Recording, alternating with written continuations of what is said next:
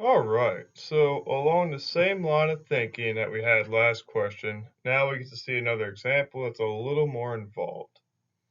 So our statement reads, every 2 years, more or less, the New York Times publishes an article in which some astronomer claims to have found an object traveling faster than the speed of light.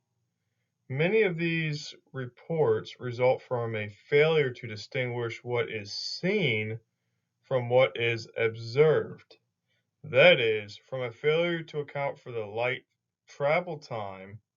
And here's an example. A star traveling with speed v at an angle theta to the line of sight, figure 12.6. What is the apparent speed across the sky?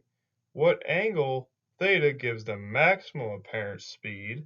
And show that the apparent speed can be much greater than c, even if v itself is less than c. All right, what do we have? Well, we see that we're moving. We have A, and it's sending a signal to B at a speed v, making an angle theta. And here we have delta S, which from A to B, A creates a distance delta S, and that's from us on Earth. So what we're tracking is delta S. But clearly what we can see is we have a triangle here, and the actual distance is the hypotenuse.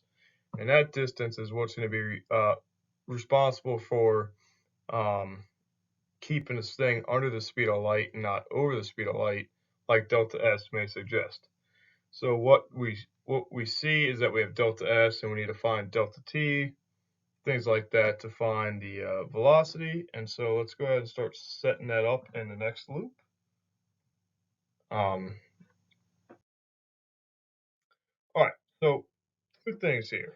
In bracket 1, what we need is the light signal that leaves A at time t prime A.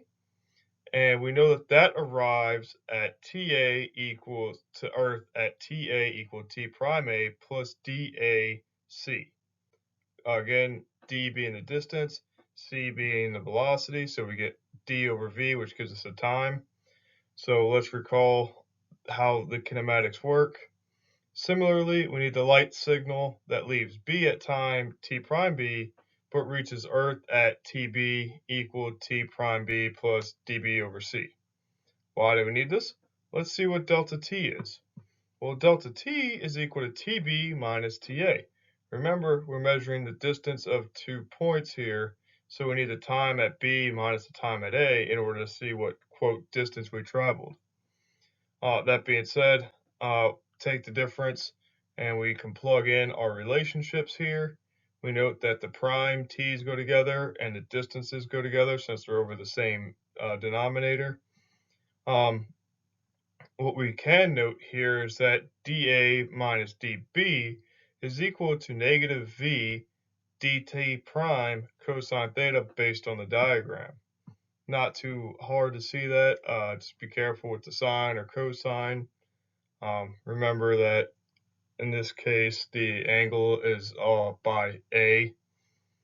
So that being said, we have a factor of delta t prime in both. Factor it out, and we see that we have a delta t is equal to delta t prime bracket 1 minus v over c cosine theta. All right, so now we need to find out a couple more things, but let's state explicitly that dA is the distance from A to Earth, and dB is the distance from D to Earth. So now we have delta S, which is what we actually need, so we can have delta S over delta T to find the apparent velocity. And so delta S is equal to V delta T prime S theta. Again, the reason why is because theta is at the top by A, so the opposite is on the delta S arm. So that's why we use the sine theta there. So the apparent velocity, U, is equal to delta S over delta T. So if we plug in the delta S that we have and the delta T that we found, we get this. And notice that the delta T primes cancel in both. Wonderful. What this tells us is that v sine theta over 1 minus v over c cosine theta is the apparent velocity. And clearly, with this ratio, we're going to have some work to do. What they asked for after that was, what was the max angle that could be achieved with this apparent velocity, and what was the speed there? Okay, well, if that's the case, we need to take a derivative and set it equal to 0. Welcome back to calculus. So, quotient rule, derivative of the top, leave the bottom alone, minus the derivative of the bottom, leave the top alone, over the bottom squared. And of course, set that equal to 0. Now, because this is equal to 0, we can multiply this denominator over to the right-hand side, and it cancels away. Similarly, for the second line after the derivative, we see that each term in the numerator had a velocity term, so we factor that out. Again, it cancels because if we send it over to the 0 side, 0 makes it go bye-bye. So with that, we distribute the cosine into 1 and into v over c cosine theta, and then we can express this whole thing on the left-hand side. Reason why we want to do that is because now we can push the trig squares over and factor a v over c out. And as you can see here, Pythagoras identity comes in, saves us, that goes to 1. And so we're left with cosine equals v over c. So to find the max angle, just take the arc cosine. Cool, we like that. But quick note on that, because we found that cosine, which is equal to adjacent over hypotenuse, is equal to v over c, v is the adjacent side, c is the hypotenuse. So via geometric definition, we can construct the sine function. Hypotenuse is c, so if we want to find the missing leg, we have to go a squared plus b squared equals c squared. B is the other leg, so we have b squared equals c squared minus a squared. C squared is c squared, the speed of light. A squared is v squared. So plug them in, you remember your trig. So the square root is actually the opposite side, and c is still the hypotenuse.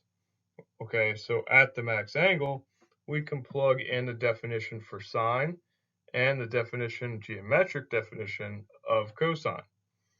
You see, as I have highlighted in red, what I'm trying to do is force factor a c squared out of that numerator and the radical so that I can cancel it with the denominator.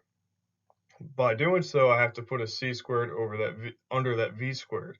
Totally fine. We do that because then in the big denominator, what we see is that we have a factor that once we write that to the 1 power, this right here can be written as a 1 power, which can be substituted as a 2 over 2. Totally fine algebraically. And then this cancels with one of the factors of 2 in that numerator. And so we reduce down to v over the square root of 1 minus v squared over c squared. All right, so what this tells us is that if v goes to c, in that denominator, we're left with 1 minus 1, which goes to 0. So c over 0 still goes to infinity. Okay, so as we get closer to the speed of light, the apparent velocity gets larger than the speed of light itself. However, it is not actually equal to the speed of light because, again, it is apparent, not what is actually going on. So be careful with that, and we'll see you at the next one.